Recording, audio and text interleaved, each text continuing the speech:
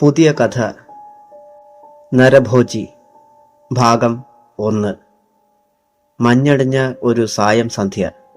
അസ്തമയ സൂര്യന്റെ ചെങ്കതിരുകൾ കുളിച്ചു നിന്ന ആ ബംഗ്ലാവിന്റെ കവാടങ്ങൾ ഭേദിച്ച് ഡിറ്റക്റ്റീവ് ക്ലെമന്റ് അതിനുള്ളിൽ കടന്നു. ശ്മശാനമുഖത തളം കെട്ടി നിൽക്കുന്ന ഓരോ മുറിക്കുള്ളിലും കട്ട പിടിച്ച രക്തത്തിന്റെ ഗന്ധം. സുരലോക സുന്ദരിമാരെ അതിശയിക്കുന്ന സൗന്ദര്യത്തിന്റെ ഉടമയായ ബത്തോറിയുടെ ശയനമുറി. അതിന് സമീപമുള്ള മറ്റൊരു മുറിയിൽ അരണ്ട വെളിച്ചത്തിൽ യൗവനയുക്തകളായ സുന്ദരിമാരുടെ മുറിക്കപ്പെട്ട സിരകളിൽ കൂടി ചുടുരക്തം വാർന്നൊഴുകി പിടഞ്ഞു മരിക്കുന്ന രൂപങ്ങൾ കണ്ട് ക്ലെമന്റ് തരിച്ചു നിന്നു. അതിന് തൊട്ടടുത്തായി കന്യകമാരുടെ ശരീരത്തിൽ നിന്നൊഴുകി വീഴുന്ന ചുടുനിണത്തിൽ നീരാടുന്ന മതാലസ്യയും രക്തദാഹിയുമായ പ്രഭ്വിയുടെ ബംഗ്ലാവിൽ അവിചാരിതമായി കടന്നു ചെന്ന ഡിറ്റക്റ്റീവ് ക്ലെമന്റിന്റെ കണ്ണുകളിൽ ഇരുട്ട് കയറി. ബത്തോറിയുടെ നഗ്ന ശരീരം മുഴുവൻ രക്തം പടർന്നൊഴുകുന്നു. രക്തത്തിന്റെ ഗന്ധത്തിൽ ഉന്മാദ നൃത്തം ചവിട്ടുകയായിരുന്നു പ്രഭ്വി. ക്ലെമന്റിന് തന്റെ കണ്ണുകളെ വിശ്വസിക്കാൻ കഴിഞ്ഞില്ല. ക്ലെമന്റ് ധൈര്യം വീണ്ടെടുത്ത് ബംഗ്ലാവിന്റെ മറ്റു മുറികളിലേക്ക് കടന്നു ചെന്നു. എന്തു ഭീകരമായ കാഴ്ച! ബംഗ്ലാവിന്റെ ഷെഡുകളിൽ നിരവധി കന്യകമാരെ പൂട്ടിയിട്ടിരിക്കുന്നു. ഓരോരുത്തരും തങ്ങളുടെ ഊഴവും കാത്ത് കഴിയുകയാണ്. പിന്നീട് ക്ലെമന്റ് ബംഗ്ലാവിന്റെ മറ്റൊരു ഭാഗത്തേക്ക് നീങ്ങി. ഒരു മുറിക്കുള്ളിൽ തലയോടുകളും കബന്ധങ്ങളും പല്ലും നഖവും ഒട്ടേറെ. തന്റെ മാദക സൗന്ദര്യത്തിന് മാറ്റേകുവാൻ എന്ത് വിലയും കൊടുത്തിരുന്ന പ്രഭ്വി 10 കൊല്ലക്കാലം ആരോഗ്യവതികളും യൗവനയുക്തകളുമായ പരിചാരകമാരുടെ ഒരു ഡയറി സൂക്ഷിച്ചിരുന്നു. ലോക ചരിത്രത്തിലെ ഒന്നാംകിട രക്തദാഹിയായ വനിത. മനുഷ്യരക്തം സൗന്ദര്യവർദ്ധനവിന് ഉപയോഗിക്കുന്ന ലോകത്തിലെ ആദ്യത്തെയും അവസാനത്തെയും വനിത. മനുഷ്യരക്തം സൗന്ദര്യവർദ്ധനയ്ക്ക് നല്ലതാണെന്ന് ആദ്യമായി പരീക്ഷണങ്ങളിലൂടെ തെളിയിച്ചത് നരഭോജികളുടെ രാജാവെന്നറിയപ്പെടുന്ന കാട്ടുരാജാവായ മുസ്താഖ് ആണ്. തന്റെ പിതാവിൽ നിന്നും നേടിയെടുത്ത ഒരു താളിയോല ഗ്രന്ഥത്തിലാണ് മനുഷ്യരക്തം സൗന്ദര്യവർദ്ധനയ്ക്ക് ഉപയോഗിക്കാമെന്നും അതെങ്ങനെയെന്ന് വിവരിച്ചിരിക്കുന്നത്. ആദിവാസിയായ കൊമ്പൻ അവരുടെ രാജാവായിരുന്നു. കൊമ്പന്റെ മകനാണ് മുസ്താഖ്. ഒരു ഗുഹയ്ക്കുള്ളിൽ ധ്യാനത്തിൽ ഇരിക്കവെയാണ് കൊമ്പന് ഒരു മുനിയിൽ നിന്ന് ഈ താളിയോല ലഭിച്ചത്. തന്റെ മുന്നിൽ പൊടുന്നനെ ഒരു പ്രകാശം കണ്ടു. കണ്ണു തുറന്ന കൊമ്പന് തന്റെ മുന്നിൽ നിൽക്കുന്ന മുനിയെയാണ് കാണാൻ കഴിഞ്ഞത്. ഈ താളിയോലയിലെ മരുന്ന് നോക്കി നീ പ്രശസ്തനാകൂ എന്ന് മുനി കൽപ്പിച്ചു. എന്നാൽ ഇതിന്റെ രഹസ്യം ഒരേ സമയം ഒന്നിൽ കൂടുതൽ പേരറിഞ്ഞാൽ മരുന്നിന് ശക്തി ഇല്ലാതാകുമെന്നും മുനി ഓർമ്മിപ്പിച്ചു. താളിയോലയിലെ ഭാഷ കൊമ്പന് അറിഞ്ഞുകൂടായിരുന്നു. അയാളത് മകനെ ഏൽപ്പിച്ചു. സ്വതേ വക്രബുദ്ധിക്കാരനും ദുഷ്ടനും സ്ത്രീലമ്പടനുമായ മുസ്താഖ് ആ ഭാഷ പഠിക്കുകയും താളിയോലയിലെ കാര്യങ്ങൾ മനസ്സിലാക്കുകയും ചെയ്തു. പിന്നീട് കൊമ്പൻ ജീവിച്ചിരുന്നില്ല. കൊമ്പനെ മുസ്താഖ് കൊലപ്പെടുത്തിയതാണെന്ന് വിവരം ആർക്കും അറിയില്ലായിരുന്നു. മനുഷ്യരക്തം സൗന്ദര്യവർദ്ധനയ്ക്ക് ഉപയുക്തമാക്കാനുള്ള ശ്രമത്തിൽ മുസ്താഖ് മുഴുകി. അതിനുവേണ്ടി പലരെയും കൊന്ന് അയാൾക്ക് രക്തം കുടിക്കേണ്ടി വന്നു. തലയോടുകളും അസ്ഥികഷ്ണങ്ങളും അയാളുടെ കളിപ്പാവകളായി തീർന്നു. ഒരു കൈയിൽ തലയോടും മറുകൈയിൽ അസ്ഥികഷ്ണവുമായാണ് അയാൾ തന്റെ ഉപാസനമൂർത്തിയെ സമീപിക്കുന്നത്. അവിവാഹിതകളുടെയും വിവാഹിതകളുടെയും രക്തം മരുന്നും മന്ത്രവും സംയോഗിച്ച് ഉപയോഗിച്ചിട്ടും മുസ്താഖിന് ഫലപ്രാപ്തി കണ്ടെത്താനായില്ല. കാലം കടന്നുകൊണ്ടിരുന്നു. ഒരിക്കൽ ഉല്ലാസയാത്രയ്ക്ക് വനത്തിലൂടെ പോവുകയായിരുന്ന ബത്തോറി പ്രഭുയെയും സംഘത്തെയും മുസ്താഖ് കണ്ടെത്തി. കൗമാരത്തിൽ നിന്ന് യൗവനത്തിലേക്ക് കടക്കുകയായിരുന്ന ബത്തോറിയെ സുന്ദരിയായിരുന്നില്ല. എന്നാൽ സംഘത്തോടൊപ്പം ഉണ്ടായിരുന്ന ഒരു പെൺകുട്ടി മുസ്താഖിന്റെ ശ്രദ്ധ പിടിച്ചുപറ്റി. അവളെ ബലം പ്രയോഗിച്ച് അയാൾ തട്ടിയെടുത്തു. പുരുഷ സ്പർശനം ഏൽക്കാത്ത ഒരു കന്യകയായിരുന്നു അവൾ. മുസ്താഖ് അവളുടെ തലവെട്ടി ചുടുരക്തമെടുത്ത് മറ്റു മരുന്നുകളും ചേർത്ത് ഗ്രന്ഥത്തിൽ പറഞ്ഞതുപോലെ തയ്യാറാക്കി. അത്ഭുതമെന്ന് പറയട്ടെ, ആ മരുന്ന് വിജയിച്ചു. ആ മരുന്ന് അയാൾ ബത്തോറി പ്രഭയ്ക്ക് നൽകി. തനിക്ക് ആവശ്യമുള്ള രക്തം ലഭിക്കുന്നതിന് വേണ്ടി അവർ ഭൃത്യകളുടെ സംഖ്യം വർദ്ധിപ്പിച്ചുകൊണ്ടിരുന്നു. ഒടുങ്ങാത്ത സമ്പത്തിന്റെ നടുവിൽ ജനിച്ചു വീണ ബത്തോറി ചെറുപ്പം മുതൽ തന്നെ തന്റെ സൗന്ദര്യവർദ്ധനവിൽ പ്രത്യേകം ശ്രദ്ധിച്ചിരുന്നു. കൗമാരം വിട്ടുമാറും മുമ്പ് തന്നെ പുരുഷഗന്ധം ഏൽക്കാൻ അവൾ കൊതിച്ചു. ആരെയും വിഭ്രമിപ്പിക്കുന്ന അംഗസൗഷ്ടം, നീണ്ട പൊരികക്കൊടികൾ, കാമമോറുന്ന കണ്ണുകൾ, ചുവന്ന തുടുത്ത കപോലങ്ങൾ, പവിഴാധരങ്ങൾ, ഉയർന്നുന്തിയ മാറിടങ്ങൾ, ഒതുങ്ങിയ അരക്കെട്ട്, വിടർന്ന് വികസിച്ച നിതംബം, കാമദേവന്റെ എല്ലാ സൂത്രങ്ങളും പ്രയോഗിക്കാൻ പറ്റിയ കോമള കളയപരം. പൂർണ്ണ നഗ്നയായി പലപ്പോഴും അവൾ നിലക്കണ്ണാടിക്ക് മുൻപിൽ നിൽക്കാറുണ്ട്. ബത്തോറിയുടെ സൗന്ദര്യം മാതാപിതാക്കളെ പോലും അത്ഭുതപ്പെടുത്തി. അതുകൊണ്ട് തന്നെ പുരുഷ സാമീപ്യത്തിൽ നിന്നും അവളെ കൂടുതൽ അകറ്റി നിർത്താൻ മാതാപിതാക്കൾ പ്രത്യേകം ശ്രദ്ധിച്ചിരുന്നു. ബംഗ്ലാവിനുള്ളിൽ നിന്നും പുറത്തു പോകാൻ പോലും ബത്തോറിക്ക് അനുവാദമുണ്ടായിരുന്നില്ല. തുടിച്ചു നിന്ന യൗവനം, കത്തിനിന്ന കാമാവേശം, ഇവയെല്ലാം യൗവനാരംഭത്തിൽ പരീക്ഷിക്കപ്പെട്ടത് സ്വന്തം പരിചാരികമാരിലായിരുന്നു.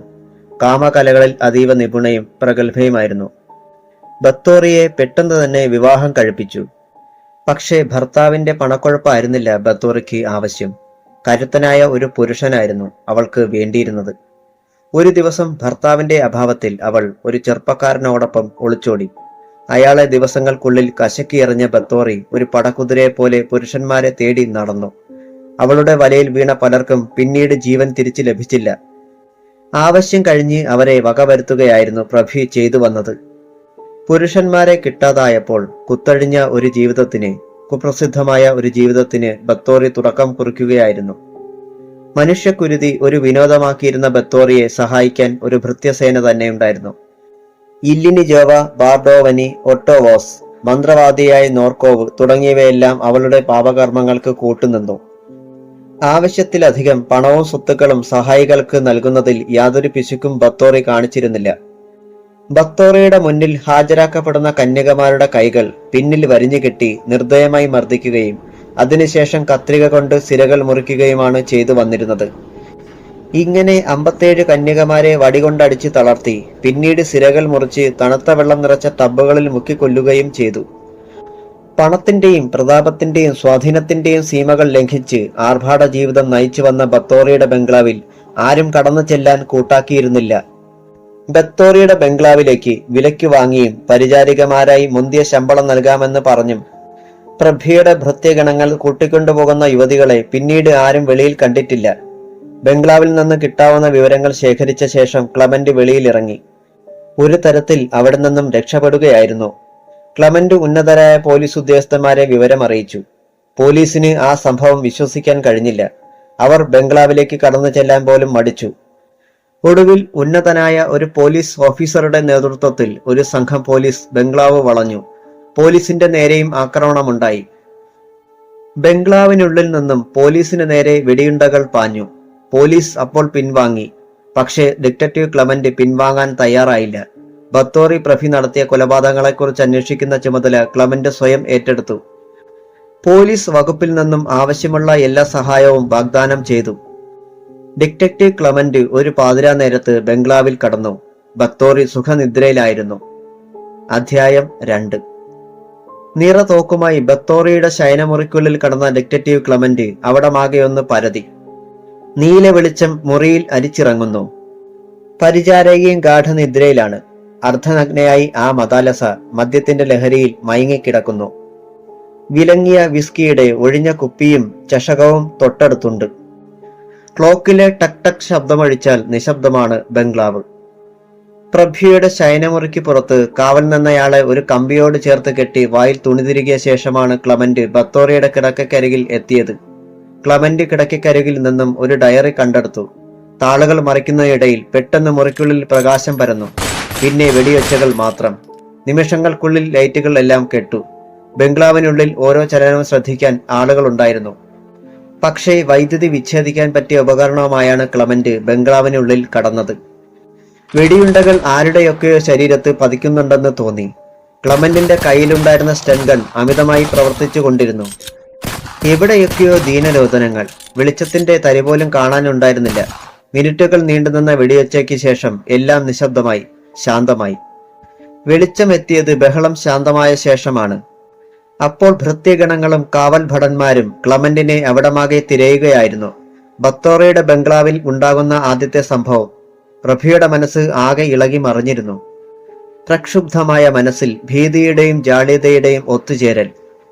ഈ ബംഗ്ലാവിനുള്ളിൽ കടക്കാൻ ധൈര്യമുണ്ടായ ഒരാൾ ജീവനോടെ പുറത്തു പോയതിലായിരുന്നു ബത്തോറയ്ക്ക് ഏറെ ദുഃഖമുണ്ടായത്. അവർ കാവൽ ഭടന്മാരുടെ നേരെ പാഞ്ഞു ചെന്നു. ശയനമുറിക്കും ബംഗ്ലാവിന്റെ ഗേറ്റിന് മുൻപിലും കാവൽ നിന്നിരുന്ന സെക്യൂരിറ്റി ജീവനക്കാരെ കണക്കറ്റ് ശകാരിച്ചു. ബത്തോറയുടെ മസ്തിഷ്കം ചൂടുപിടിച്ചിരിക്കുന്നു. അല്പം മദ്യം കൂടി അകത്തു ചെല്ലാതെ ഒന്നും മയങ്ങാനാവില്ല. സമയം രാത്രിയുടെ മധ്യയാമം കഴിഞ്ഞിരിക്കുന്നു. ലോകമാകെ ഇരുട്ടിലാണ്. നാടും നഗരവും ആലസ്യമാണ്ടുറങ്ങുമ്പോൾ ബംഗ്ലാവിനുള്ളിൽ സംഭവങ്ങളുടെ നീണ്ട ഘോഷയാത്ര. ബത്തോറി നേരെ തന്റെ സ്വകാര്യ ബാറിലേക്ക് ചെന്നു. ബാറിനുള്ളിൽ അരണ്ട വെളിച്ചം മാത്രം. ആ ബാറിൽ മറ്റാർക്കും പ്രവേശനമുണ്ടായിരുന്നില്ല. പക്ഷേ അവിടെ ഒരാൾ സ്യൂട്ടും കോട്ടും അണിഞ്ഞ് വിസ്കി നുണയുന്നു. ചുണ്ടിൽ പുകയുന്ന ചുരുട്ട്. മദ്യത്തിന്റെ ഗന്ധത്തേക്കാൾ വില കൂടിയ ചുരുട്ടിന്റെ ഗന്ധമാണ് അവിടമാകെ. മസ്തിഷ്കത്തിന്റെ മത്തുപിടിപ്പിക്കുന്ന ഗന്ധം. ബത്തോറി ധൈര്യവതിയായിരുന്നുവെങ്കിലും പെട്ടെന്ന് ഞെട്ടി പുറകോട്ട് മാറി. നിങ്ങൾ ആര്? എന്തിനിവിടെ വന്നു? അതൊരലർച്ചയായിരുന്നു. എന്റെ ബംഗ്ലാവിനുള്ളിൽ കടന്നു വരാൻ നിങ്ങൾക്ക് എങ്ങനെ ധൈര്യമുണ്ടായി? എന്റെ ഡയറി പുറത്തെടുക്കൂ. ബത്തോറി കൈത്തോക്കുയർത്തി. ഇതിനുള്ളിലെ തീയുണ്ടകൾ നിങ്ങളെ തേടിയെത്തും മുൻപ് കീഴടങ്ങുന്നതായിരിക്കും നല്ലത്. ബത്തോറിയുടെ കണ്ണുകളിൽ തീ ജ്വലിച്ചു. പക്ഷേ മറുപടി ഉച്ചത്തിലുള്ള ഒരു ചിരിയായിരുന്നു. എന്നെ കീഴ്പ്പെടുത്താൻ നിങ്ങളെ കൊണ്ടാവില്ല. എല്ലാം കരുതി തന്നെയാണ് ഞാൻ ഇതിനുള്ളിൽ കടന്നത്. എനിക്ക് കീഴടങ്ങുകയും വിലങ്ങ് ഏറ്റുവാങ്ങുകയുമാവും നിങ്ങൾക്ക് നല്ലത്. ക്ലമന്റിന്റെ വാക്കുകളിൽ ഒരാജ്ഞയുടെ ശക്തി ഉണ്ടായിരുന്നു. ജീവിതത്തിൽ ആദ്യമായാണ് ബത്തോറി മറ്റൊരു നാവിൽ നിന്നും ഇത്തരമൊരു വാക്ക് കേൾക്കുന്നത്. തിരുവായ്ക്കെതിർവായില്ലാതെ കഴിഞ്ഞു വന്നിരുന്ന തന്നെ തന്റെ ബംഗ്ലാവിനുള്ളിൽ വെച്ച് ഒരാൾ പരിഹസിക്കുകയോ, ജീവനിൽ അല്പമെങ്കിലും കൊതിയുണ്ടെങ്കിൽ കീഴടങ്ങോ, അല്ലെങ്കിൽ... ബത്തോറിയുടെ ആ ഭീഷണിക്കും ഒരു നീണ്ട ചിരിയായിരുന്നു മറുപടി. പിന്നെ വെടിയുണ്ടകൾ ചീറി. വെടിയൊച്ചകൾക്ക് മുൻപ് വീണ്ടും പ്രകാശമറ്റു. ബാറിനുള്ളിലുണ്ടായിരുന്ന നീല ബൾബുകൾ ഓരോന്നും മാർബിൾ തറയിൽ വീണുടയുന്ന ശബ്ദം കേട്ടു. എന്തൊക്കെയോ ചിന്നിച്ചിതറി. എന്നെ വിടൂ, എന്നെ വിടൂ, ബത്തോറി ഉറക്കെ വിളിച്ചു. അവരെ പിന്നിൽ നിന്നും ആരോ വരിഞ്ഞു മുറുക്കി. ബലിഷ്ഠങ്ങളായ കൈകളിൽ ബത്തോറി കുരുങ്ങിക്കിടന്നു. അജ്ഞാതമായ ഉരുക്കുമുഷ്ടിക്കുള്ളിൽ ബത്തോറിയുടെ മാറിടം അമർന്നുപോയി. ഒരു തരത്തിലും കുതറി മാറിപ്പോകാതിരിക്കാൻ ബലമായി പിടിച്ചിരിക്കുകയാണ് തന്നെയെന്ന് ബത്തോറി മനസ്സിലാക്കി. വെടിയൊച്ച കേട്ട് പരിചാരകന്മാരും ഓടിയെത്തി. തീപ്പന്തങ്ങളുമായാണ് അവർ ബാറിനുള്ളിൽ ഓടിക്കിതച്ചെത്തിയത്. ബാറിൽ വെളിച്ചം പരന്നു. അപ്പോൾ മാത്രമാണ് തന്റെ ഏറ്റവും അടുത്ത പരിചാരകന്റെ കരവലയങ്ങൾക്കുള്ളിലാണ് താനെന്ന് ബത്തോറി മനസ്സിലാക്കിയത്. ലിയോൺ! ബത്തോറി അലറി. അജ്ഞാതരായ ആരൊക്കെയോ ഇതിനുള്ളിലുണ്ടെന്ന് എനിക്ക് ബോധ്യമായി. ഈ കുറ്റം കൂരിരുട്ടിൽ എന്റെ കയ്യിൽ കിട്ടിയ ശരീരം കൈവിട്ടു പോകാതെ ഞാൻ സൂക്ഷിച്ചു. വെളിച്ചം തെളിഞ്ഞപ്പോഴാണ് ആളെ മനസ്സിലായത്. ക്ഷമിക്കണം പ്രഭി. പരിചാരകൻ ക്ഷമാപണം നടത്തി. പക്ഷേ തന്നെ പിടിക്കാനെത്തിയ ആ ഭീകരൻ എവിടെ? അതായിരുന്നു അവൾക്ക് അറിയേണ്ടിയിരുന്നത്.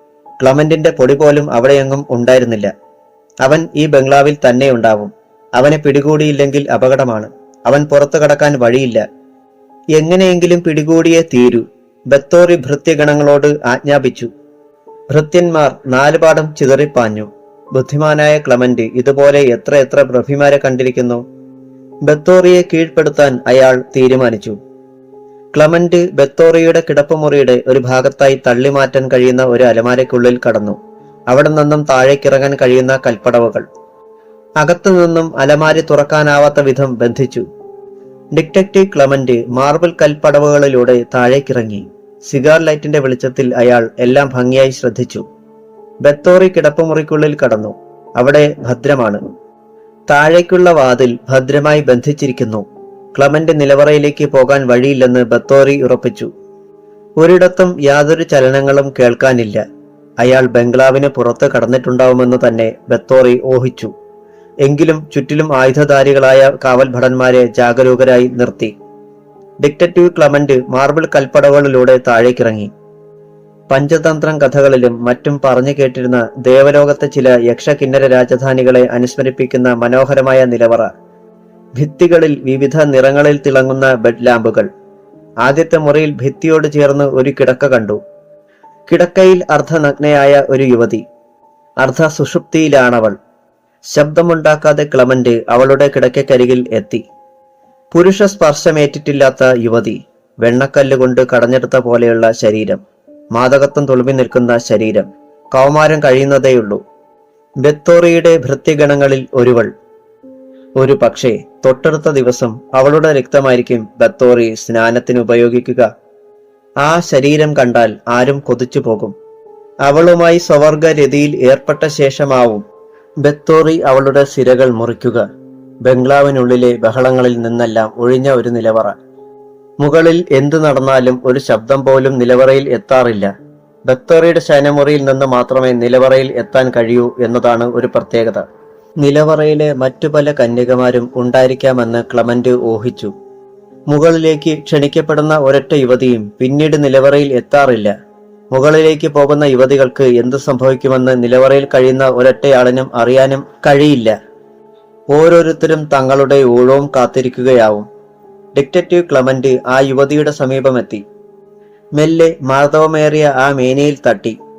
സ്പർശന മാത്രയിൽ ഒരു സ്വപ്നത്തിലെന്ന പോലെ അവൾ ഞെട്ടി ഉണർന്നു. ഉടൻ തന്നെ ക്ലമന്റ് അവളുടെ ചുണ്ടുകൾ കൈകൊണ്ടമർത്തി. ശബ്ദിക്കരുത്. നിന്നെയും ഈ തടവറയിൽ കഴിയുന്ന മറ്റു യുവതികളെയും രക്ഷിക്കുന്നതിന് വേണ്ടിയാണ് ഞാൻ ഇവിടെ എത്തിയത്. നിന്നെപ്പോലെ ഈ തടവറയിൽ കഴിഞ്ഞിരുന്ന പല യുവതികളെയും ബത്തോറി, നിന്റെ യജമാനത്തെ, കൊലപ്പെടുത്തി കഴിഞ്ഞു. ചിലപ്പോൾ നാളത്തെ പ്രഭാതത്തിൽ നിന്റെ ജീവനും നഷ്ടമായെന്ന് വരാം. എല്ലാ സത്യവും തുറന്നു പറയൂ. ആ വാർത്ത അവൾക്ക് അത്ഭുതമായിരുന്നു. എന്തിനു വേണ്ടി അവർ തന്നെ കൊല്ലണം? ഞാൻ നിരപരാധിയാണല്ലോ. പ്രഭയ്ക്കെതിരായി ഞാൻ ഒന്നും പ്രവർത്തിച്ചിട്ടില്ല. ഞാൻ അനുസരണയുള്ള ഒരു പരിചാരികയാണ്. എല്ലാം ശരിയാണ്. നീ എങ്ങനെ ഇവിടെ എത്തി? നിന്റെ ഇതുവരെയുള്ള കഥ കേൾക്കട്ടെ. എല്ലാം ഞാൻ പറയാം. നിങ്ങൾ പറഞ്ഞത് ശരിയാണെങ്കിൽ അങ്ങ് എന്നെ രക്ഷപ്പെടുത്തുമോ? തീർച്ചയായും. നിന്നെയും നിന്റെ കൂടെയുള്ളവരെയും രക്ഷിക്കുന്നതിന് വേണ്ടിയാണ് ഞാൻ ഈ സാഹസത്തിന് ഒരുമ്പെട്ടത്. അങ്ങ് ആരാണെന്ന് പറഞ്ഞില്ലല്ലോ. അതെല്ലാം പിന്നാലെ പറയാം. നിന്റെ ജീവൻ കൂടി നഷ്ടമാവും മുമ്പ് രക്ഷപ്പെടണം. അവളുടെ കണ്ണുകൾ തിളങ്ങി. അത്ഭുതം കൂറുന്ന മിഴികളിൽ ഭയത്തിന്റെ നിഴൽപ്പാടുകൾ. ഇവിടത്തെ മറ്റ് അനുഭവങ്ങൾ കൂടി പറയൂ. മറ്റുള്ളവരെ എവിടെയാണ് പാർപ്പിച്ചിരിക്കുന്നത്? നീ എങ്ങനെ ഇവിടെ എത്തിപ്പെട്ടു? അവൾ ആ കഥ വിവരിച്ചു. അധ്യായം 3. ബത്തോറിയുടെ അടുത്ത ഇരയായ യുവതി ക്ലമന്റിന് ബംഗ്ലാവിനെ കുറിച്ചുള്ള ഒരു ഏകദേശ രൂപം നൽകി. പിന്നെ സ്വന്തം കഥയും. ഞാൻ ഇവിടെ എത്തിയിട്ട് ഒരു മാസമേ ആയിട്ടുള്ളൂ. എനിക്കിവിടെ സുഖമാണ്. ഇഷ്ടം പോലെ ആഹാരം. ആവശ്യപ്പെടുന്നതെല്ലാം പ്രഭി തരും. പിന്നെ ചില രാത്രികളിൽ അവർ താഴേക്ക് വരും. ചിലപ്പോൾ മദ്യക്കുപ്പിയുമായിട്ടായിരിക്കും വരവ്. പിന്നെ എന്നെ പൂർണ്ണ നഗ്നയാക്കും. ആവോളം മദ്യം കുടിക്കാൻ ആവശ്യപ്പെടും. അതിനുശേഷം അവർ കാട്ടിക്കൂട്ടുന്ന കാമപ്പേക്കൂത്തുകൾക്ക് കണക്കില്ല. പലപ്പോഴും എന്റെ ചുണ്ടുകളും മാറിടവും കടിച്ചു മുറിച്ചിട്ടുണ്ട്. അവർ എന്തൊക്കെയാണ് ചെയ്യുന്നതെന്ന് പറയാൻ പോലും എനിക്ക് നാണമാകുന്നു. പിന്നീട് എപ്പോഴോ അവർ മുകളിലേക്ക് പോകും. അങ്ങനെ എത്ര രാത്രികൾ. ഡിറ്റക്റ്റീവ് ക്ലമന്റ് എല്ലാം കേട്ടിരുന്നു. നീ എങ്ങനെ ഇവിടെ എത്തി? എന്നെ ഒരാൾ ഇവിടെ കൊണ്ടുവന്നതാണ്. ആരാണയാൾ? നിന്റെ സ്വദേശം എവിടെയാണ്? ജർമ്മനിയിലാണ് ഞാൻ ജനിച്ചു വളർന്നത്. എന്റെ മാതാപിതാക്കൾ ഇപ്പോഴും ജീവിച്ചിരിക്കുന്നു. വലിയ ആർഭാടമല്ലെങ്കിലും സാമാന്യം ഭേദപ്പെട്ട നിലയിലാണ് എന്റെ കുടുംബം കഴിയുന്നത്. പിന്നെ എന്തിന് നീ ഇവിടെ വന്നു? ഒരു കമ്പനിയിൽ എക്സിക്യൂട്ടീവുകളെ ആവശ്യമുണ്ടെന്നുള്ള ഒരു പരസ്യം കാണാനിടയായി. നല്ല ശമ്പളവും നൽകാമെന്ന് പ്രത്യേകം പറഞ്ഞിരുന്നു. ഞാൻ ഒരു അപേക്ഷ അയച്ചു.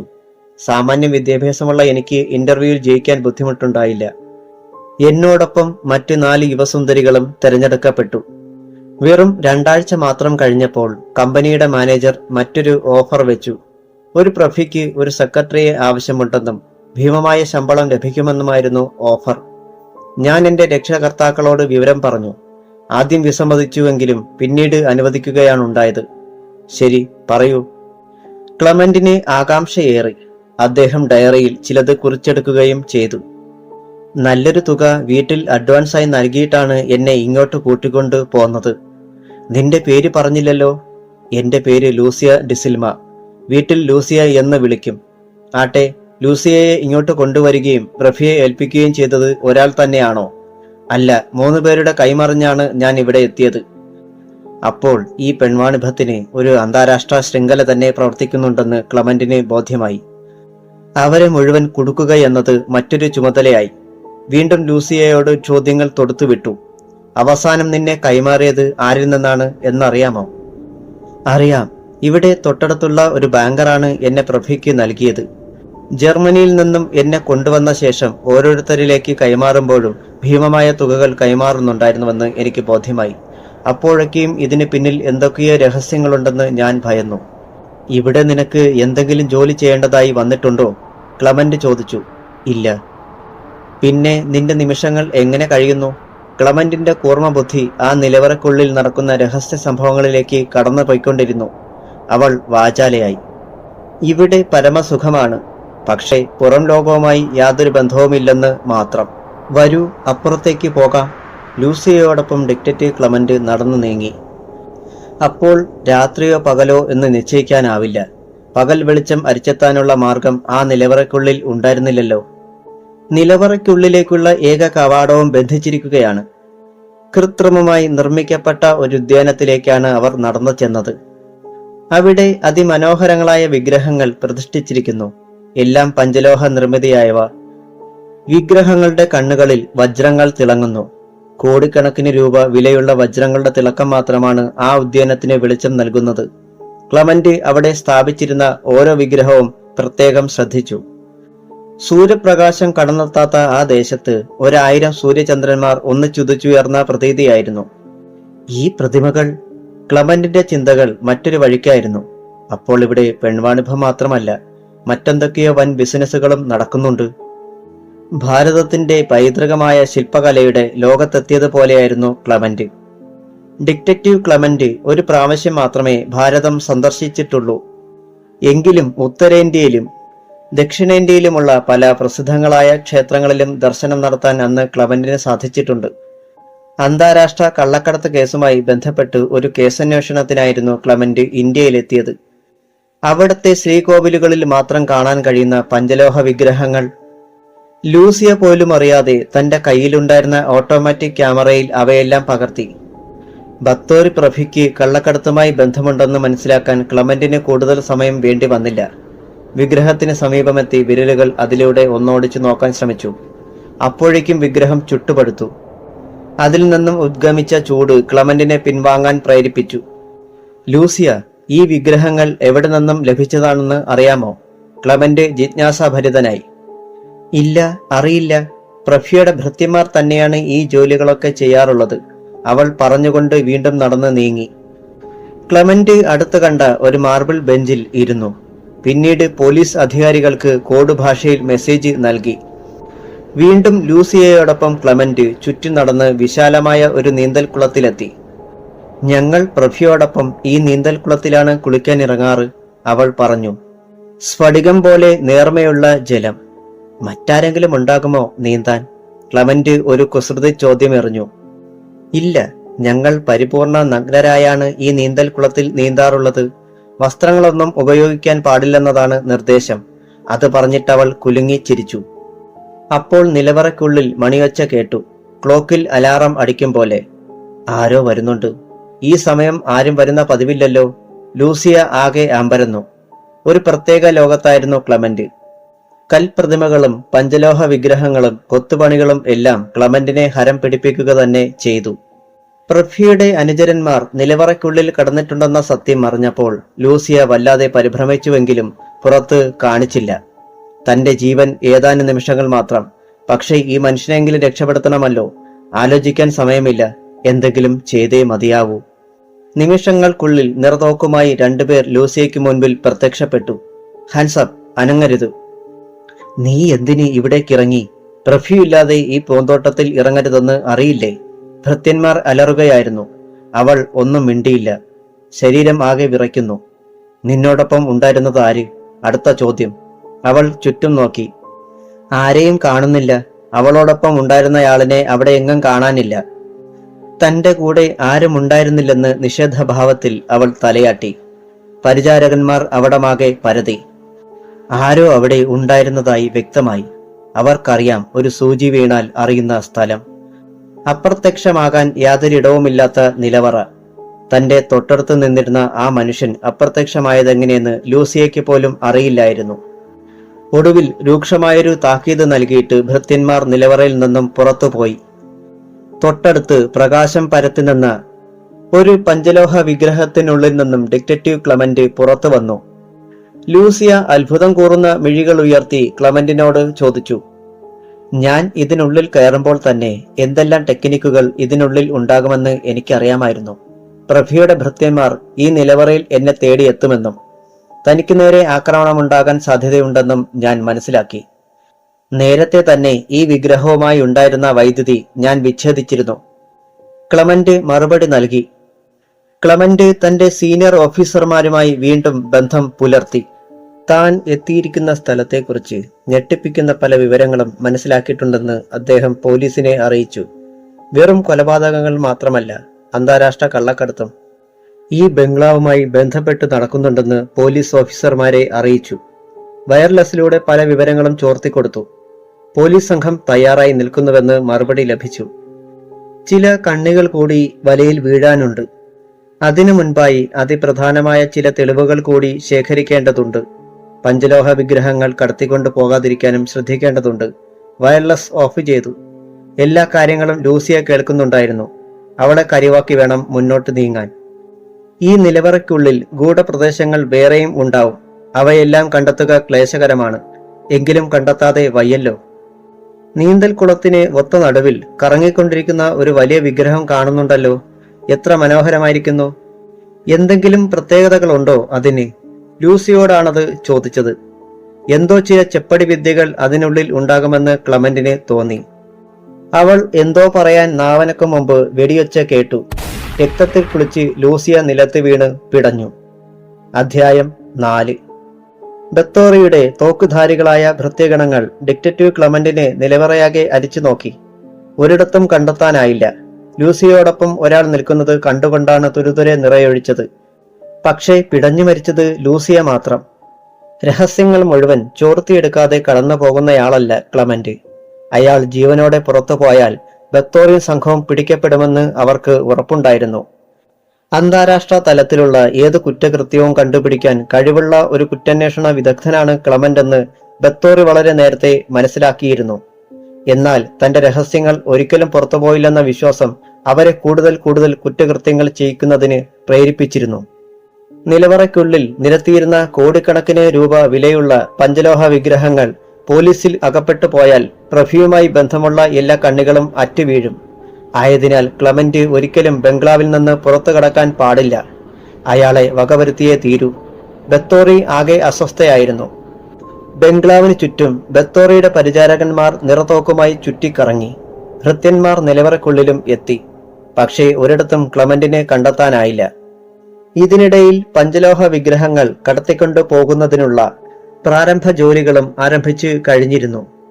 ബംഗ്ലാവിനുള്ളിൽ നിലവറയ്ക്കടിയിൽ കൂടി ഏതാണ്ട് 1 കിലോമീറ്റർ ദൂരെയുള്ള തുരങ്കത്തിൽ കൂടി പഞ്ചലോഹ വിഗ്രഹങ്ങൾ ഒന്നൊന്നായി മാറ്റപ്പെട്ടു. ആയുധധാരികളായ ഒരു പറ്റം ഭൃത്യന്മാരായിരുന്നു ഈ ജോലിയിൽ ഏർപ്പെട്ടിരുന്നത്. കോഡ് ഭാഷയിലൂടെയാണ് പരസ്പരം ആശയങ്ങൾ കൈമാറിയത്. വിഗ്രഹങ്ങൾ എത്തിയ സ്ഥലം കള്ളക്കടത്ത് സാധനങ്ങളുടെ മറ്റൊരു ഗോഡൌൺ തന്നെയായിരുന്നു. വജ്രങ്ങളുടെ വിവിധ വർണ്ണങ്ങളാൽ മുറികളിൽ അപൂർവ ഭംഗി. ആർക്കും ചെന്നെത്താൻ അപ്രാപ്യമായ ഒരു സ്ഥാനമായിരുന്നു അത്. ആ കെട്ടിടത്തിന് മുകളിലൂടെ ആരവത്തോടെ വെള്ളമൊഴുകുന്നത് പോലെ തോന്നും. ഏതാണ്ട് 11 മുറികളുള്ള ഒരു വലിയ നിലവറയായിരുന്നു അത്. അത്യാധുനികമായ എല്ലാ സജ്ജീകരണങ്ങളുമുള്ള നിലവറ. എത്ര പേർക്ക് വേണമെങ്കിലും വിശ്രമിക്കാനും എത്ര ദിവസം താമസിക്കാനും എല്ലാ സൗകര്യങ്ങളുമുള്ള സ്ഥലം. വജ്രങ്ങളും പഞ്ചലോഹ വിഗ്രഹങ്ങളും വാങ്ങാനെത്തുന്ന വിദേശീയർക്ക് ആവശ്യമുള്ളതെല്ലാം നൽകി ബിസിനസ് ഉറപ്പിക്കുവാനുള്ള സ്ഥലം. ഇവിടെ എത്തുന്നവർ 2-3 ദിവസം എല്ലാ സുഖ സൗകര്യങ്ങളും അനുഭവിച്ച ശേഷമായിരിക്കും വജ്രക്കല്ലുകളുമായി പുറത്തു പോവുക. വിഗ്രഹങ്ങൾ എല്ലാം തന്നെ ഗോഡൌണിൽ എത്തിയെന്നുറപ്പായപ്പോൾ അവർ അവിടെ നിന്നും പോയി. വാതിലുകൾ പുറത്തുനിന്നും ബന്ധിച്ചു. എല്ലാം ഭദ്രമായി എന്ന മനസമാധാനത്തോടെയാണവർ അവിടം വിട്ടത്. എല്ലാം മാറ്റപ്പെട്ടു കഴിഞ്ഞു എന്ന ചിന്തയുണ്ടായെങ്കിലും ഡിറ്റക്റ്റീവ് ക്ലമന്റിനെ കണ്ടെത്താൻ കഴിയാത്തതിൽ ബത്തോറിയുടെ അംഗരക്ഷകർ ദുഃഖിതരായിരുന്നു. അവർ പ്രഭുയുടെ സമീപമെത്തി. എന്തായി? അയാൾ എവിടെ? ബത്തോറിയുടെ സ്വരത്തിൽ ഭീതി കലർന്നിരുന്നു. എല്ലാം ഭദ്രമായി മാറ്റിയിട്ടുണ്ടോ? അയാൾ അവിടെ കടന്നെത്താൻ മടിക്കാത്തവനാണ്. സൂക്ഷിക്കണം, ജാഗ്രത. എല്ലാം ഭദ്രമായി കഴിഞ്ഞു, ഭയക്കാൻ ഒന്നുമില്ല. പക്ഷേ അയാൾ... ഞങ്ങൾ എല്ലായിടത്തും പരിധി നോക്കി, ഒരിടത്തും പിടികിട്ടുന്നില്ല. ലൂസിയെ വെടിയേറ്റ് മരിച്ചു. നിർവികാരമായിട്ടാണ് ബത്തോറി ആ സംഭവം ശ്രവിച്ചത്. അവളുടെ മരണം ഒരു തരത്തിലും പ്രഭയ്ക്ക് മാനസികാഘാതമുണ്ടാക്കിയില്ല. ബംഗ്ലാവിന്റെ സുരക്ഷിതത്വത്തിന് ഭീഷണി നേരിടാൻ എത്ര കൊലപാതകങ്ങൾ ചെയ്യാനും മടിക്കാത്തവളാണ് ബത്തോറി. ഒരു നിമിഷം പോലും ലൂസിയെക്കുറിച്ചോർക്കാൻ ബത്തോറി മെനക്കെട്ടില്ല. അയാൾ അതിനുള്ളിൽ തന്നെ ഉണ്ടാവും. ഒരു തരത്തിലും നമുക്ക് വിശ്വസിക്കാൻ കഴിയാത്ത ഒരു മനുഷ്യനാണ് നിലവറയ്ക്കുള്ളിൽ കടന്നിരിക്കുന്നതെന്ന് ഓർമ്മ വേണം. ഇത്രയും സമർത്ഥനും ധൈര്യശാലിയുമായ ഒരു പോലീസ് ഓഫീസറെ നിങ്ങൾ കണ്ടിരിക്കുകയില്ല, ബത്തോറി അംഗരക്ഷകരെ ഓർമ്മിപ്പിച്ചു. പക്ഷേ ബത്തോറിയുടെ മനസ്സിൽ ഭയത്തിന്റെ വിത്തുകൾ മുളച്ചു കഴിഞ്ഞിരുന്നു. ഏതാണ്ട് 2 ദിവസമായി അയാൾ ഈ ബംഗ്ലാവിൽ കടന്നുകൂടിയിട്ട്. നിങ്ങൾ അയാളെ പിടിക്കാൻ ശ്രമിച്ചിട്ടെന്തായി? അതാണ് ക്ലമന്റ്. പോകൂ, നിറതോക്കുമായി നീങ്ങിക്കൊള്ളൂ.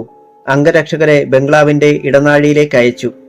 നിലവറയിൽ പൂട്ടിയിട്ടിരുന്ന കന്യകമാരെ എന്ത് ചെയ്യണമെന്ന് പെട്ടെന്ന് ഒരു തീരുമാനമെടുക്കാൻ ബത്തോറിക്ക് കഴിഞ്ഞില്ല. ലൂസിയയെ പോലെ അവരും ഒറ്റുകൊടുക്കുമോ എന്ന ഭയവും ബത്തോറിക്കുണ്ടായി. ഗോഡൌണിൽ എല്ലാം ഒതുങ്ങിയെന്ന് ഉറപ്പായപ്പോൾ ഒരു പഞ്ചലോഹ വിഗ്രഹത്തിനുള്ളിൽ നിന്നും ഡിറ്റക്റ്റീവ് ക്ലമന്റ് പുറത്തിറങ്ങി. ഏതാണ്ട് 7.5 അടി ഉയരമുള്ള ഒരു വിഗ്രഹത്തിൽ ഭദ്രമായി കയറിക്കൂടിയാണ് ക്ലമന്റ് ഗോഡൌണിൽ എത്തിയത്. അവിടത്തെ പ്രത്യേകതകൾ വീക്ഷിക്കാൻ കൗതുകം തോന്നി. സംഭവങ്ങൾ വിശദമായി വയർലെസ്സിലൂടെ ഉന്നത ഉദ്യോഗസ്ഥരെ അറിയിച്ചു. എല്ലാം ഭംഗിയായി തന്നെ നടക്കുന്നു. ഏതാനും മണിക്കൂറുകൾക്കുള്ളിൽ തന്നെ പോലീസിന്റെ സഹായം വേണ്ടിവരുമെന്ന് ക്ലമന്റ് അറിയിച്ചു. പോലീസുമായി ബന്ധപ്പെട്ട് കഴിഞ്ഞപ്പോൾ വളരെ ആശ്വാസം തോന്നി. അടുത്തു കണ്ട ഒരു കറങ്ങുന്ന കസേരയിൽ സുഖമായി ആസനസ്ഥനായി. പിന്നീട് പോക്കറ്റിൽ നിന്നും ഒരു സിഗരറ്റ് എടുത്ത് ചുണ്ടിൽ വെച്ചു. അലക്ഷ്യമായി അതിന് തീ കൊളുത്തി. പുകച്ചുരുടുകൾ മുറിക്കുള്ളിൽ നിറയുമ്പോൾ അവിടെ നിന്നും രക്ഷപ്പെടാനുള്ള മാർഗങ്ങളെക്കുറിച്ച് ആരായുകയായിരുന്നു മനസ്സ്. ജീവിതത്തിൽ തന്റെ ഔദ്യോഗിക കാലത്തിനിടയിൽ ഇത്രയും വലിയൊരു കേസ് കണ്ടെത്താൻ കഴിഞ്ഞതിലും അത് പുറത്തു കൊണ്ടുവരാൻ കഴിഞ്ഞതിലും ക്ലമന്റിന്റെ മനസ്സ് ഉത്സാഹത്തിമിർപ്പിലായിരുന്നു. പക്ഷേ ഒടുവിൽ തന്റെ ചുവട് പിഴയ്ക്കുമോ? ബത്തോറയെയും കൂട്ടരെയും വിലങ്ങണിയിക്കും വരെ ഒരു സമാധാനവുമില്ല. ചിന്തകൾക്കിടയിലാണ് മറ്റൊരു അപൂർവ ദൃശ്യം ക്ലമന്റിന്റെ ശ്രദ്ധയിൽപ്പെട്ടത്. പെട്ടെന്ന് ക്ലമന്റ് അടുത്ത മുറിയിലേക്ക് കടന്നു ചെന്നു. അവിടെ കണ്ട കസേരയിൽ ഇരുന്നു. മുറിയുടെ ഒരു ഭാഗത്തായി ഒരു നിലക്കണ്ണാടി. കണ്ണാടിയിൽ കൂടി ആ രൂപത്തെ കൂടുതൽ ശ്രദ്ധിച്ചു. അതിസുന്ദരിയായ ഒരു യുവതി തെല്ല് മന്ദഹാസത്തോടെ കസേരയിൽ ചാരിക്കിടക്കുന്നു. ഈ നിലവറയ്ക്കുള്ളിൽ മറ്റാരുമില്ലെന്നും എല്ലാം വ്യക്തമായി പരിശോധിക്കാമെന്നും കണക്കുകൂട്ടിയിരുന്ന ഡിറ്റക്റ്റീവ് ക്ലമന്റിന് പെട്ടെന്നൊരു ഷോക്കേറ്റ പോലെ. മിനുസമുള്ള കനത്ത കാലുകൾ മേശമേൽ കയറ്റി വെച്ചിട്ടുണ്ട്. തന്റെ എല്ലാ ചലനങ്ങളും ശ്രദ്ധിച്ചുകൊണ്ടാണ് അവളുടെ കിടപ്പെന്ന് ക്ലമന്റിന് മനസ്സിലായി. ഒരു മനോഹരാംഗിയുടെ ശരീരഭാഗങ്ങളുടെ ഉയർച്ചയും താഴ്ചയും കണ്ടിരിക്കാൻ തന്നെ ഒരു സുഖമുണ്ട്.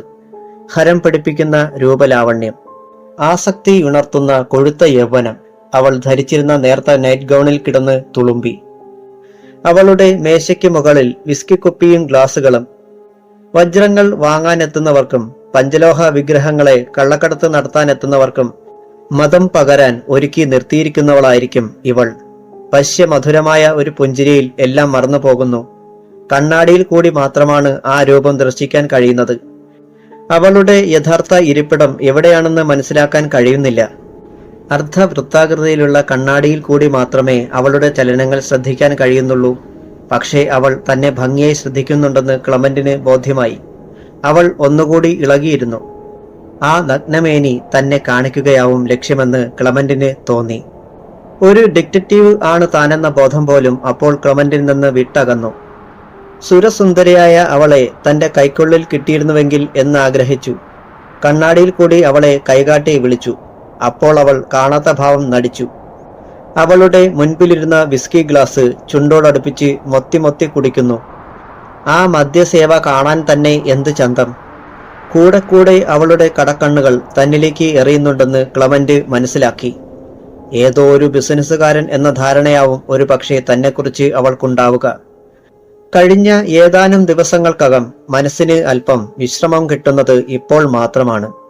യൗവനയുക്തയായ ഒരു യുവതിയുടെ സൗന്ദര്യം ഏകാന്തതയിൽ ആസ്വദിക്കാൻ കഴിയുന്നത് ഒരപൂർവ അനുഭവമാണ്. അതും ഒളിഞ്ഞു നിന്ന് കാണുന്നതിൽ സുഖം ഏറുകയും ചെയ്യും. അവളെ ആവരണം ചെയ്തിരുന്ന സുതാര്യമായ നൈറ്റ് ഗൗൺ ദൂരെ തെറിച്ചു വീണു. വെണ്ണക്കല്ലിൽ തീർത്ത ശിലാവിഗ്രഹം പോലെ. മദ്യത്തിന്റെ ലഹരി അവളിൽ പുതിയൊരു അനുഭൂതി വരുത്തുന്നുണ്ടെന്ന് ക്ലമന്റിന് തോന്നി.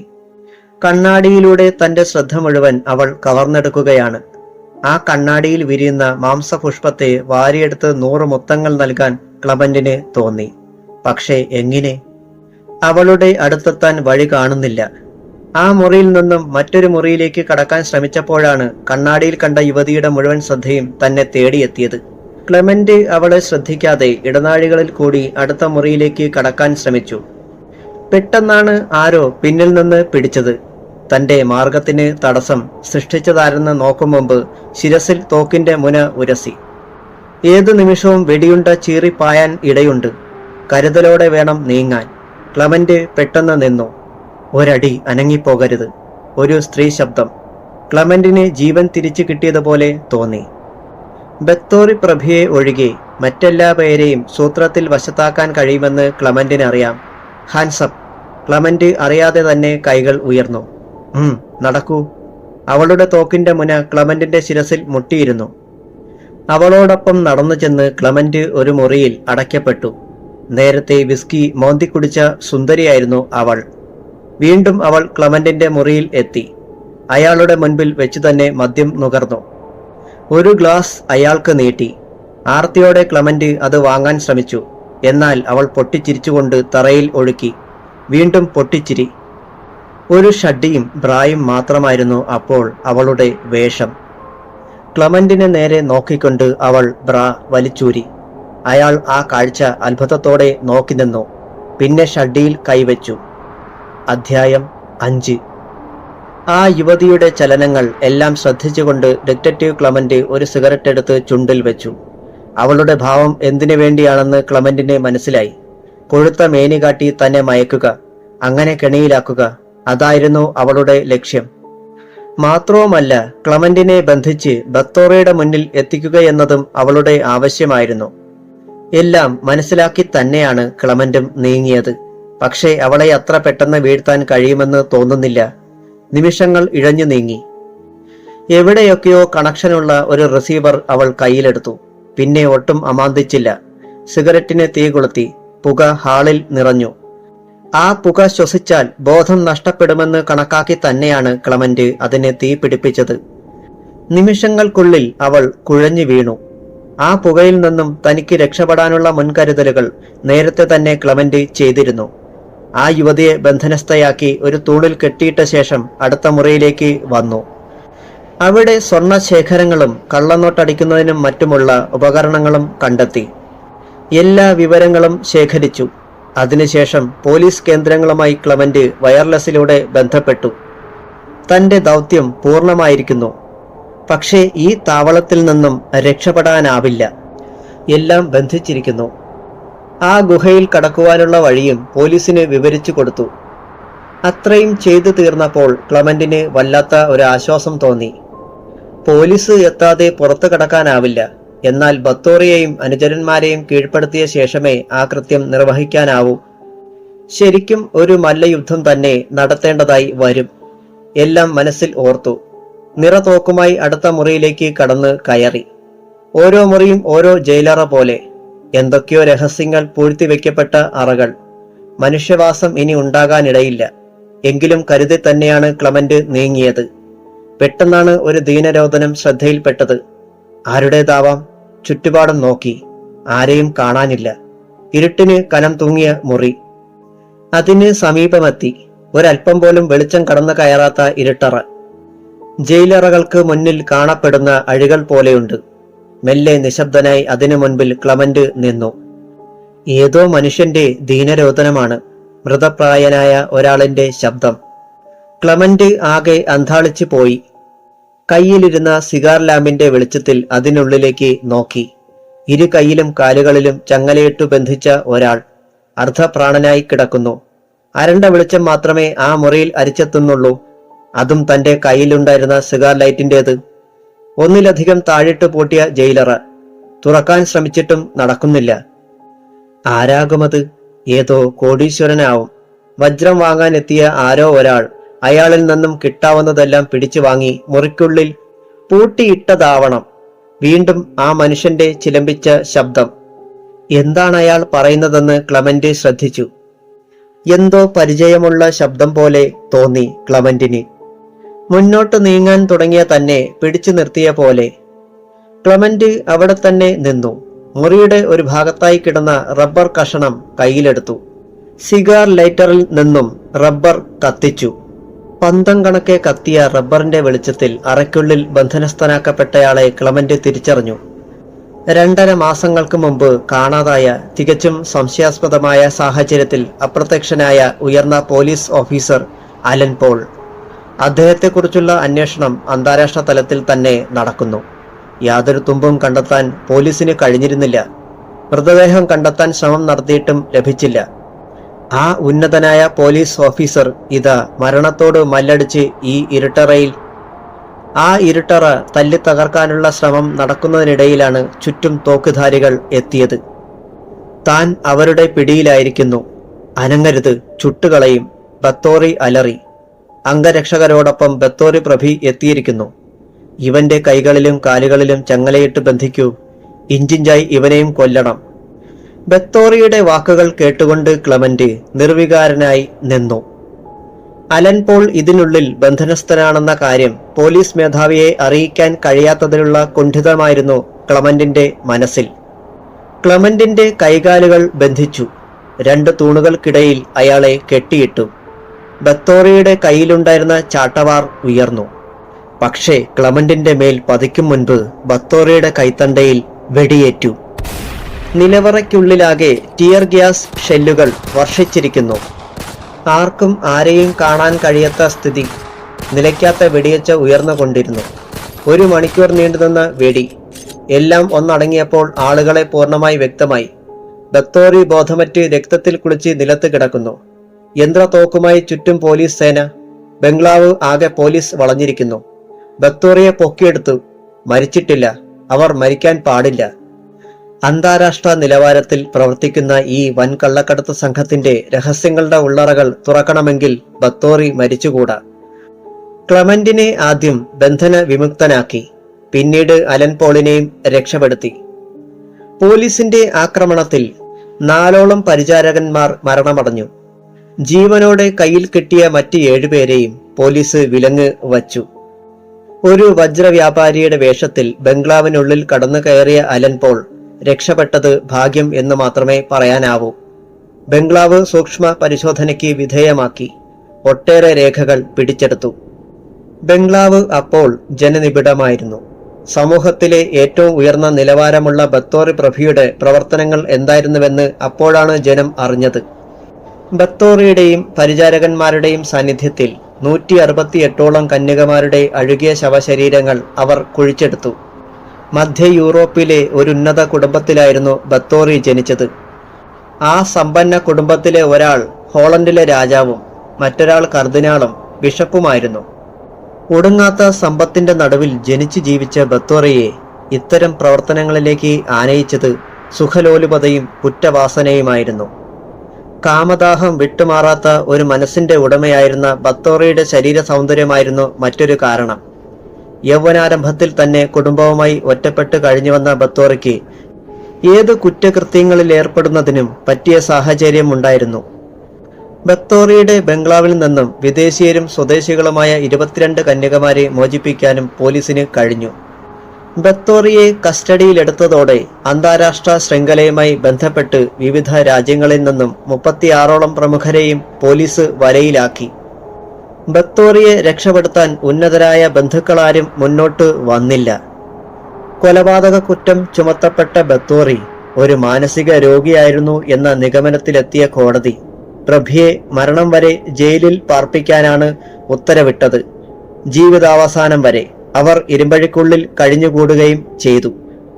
നരഭോജികളുടെ രാജാവായ മൊസ്താക്കിന്റെ കഥ കൂടി പറഞ്ഞെങ്കിൽ മാത്രമേ ഈ കഥ പൂർണ്ണമാകൂ. ഹംഗറിയുടെ വടക്ക് പടിഞ്ഞാറ് മാറിയുള്ള സുമേരിയൻ വനത്തിലാണ് മൊസ്താക്ക് ജീവിച്ചിരുന്നത്. മനുഷ്യരക്തം സൗന്ദര്യവർദ്ധനവിന് എങ്ങനെ ഉപയുക്തമാക്കാമെന്ന പരീക്ഷണത്തിൽ വളരെയധികം യുവതികളെ അയാൾക്ക് കൊല്ലേണ്ടി വന്നു. എന്നാൽ നാട്ടുകാർ അയാളെ നരഭോജി എന്നാണ് വിളിച്ചത്. യുവതികളെ പച്ചയോടെ തിന്നുന്ന നരാധമൻ.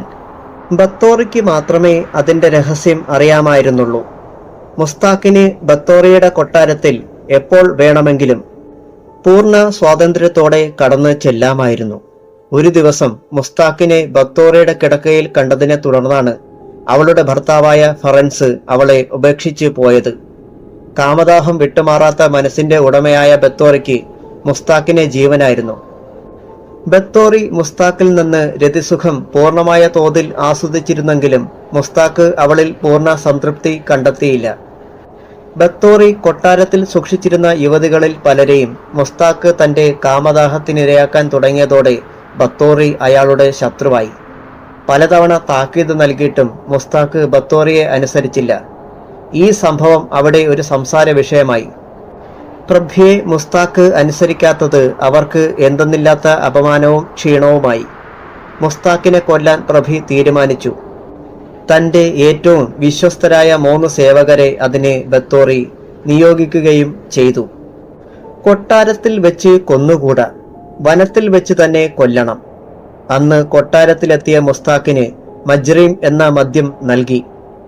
അയാൾക്ക് മദ്യം നൽകുക പതിവുണ്ടെങ്കിലും മജ്രീം ആദ്യമാണ് നൽകിയത്.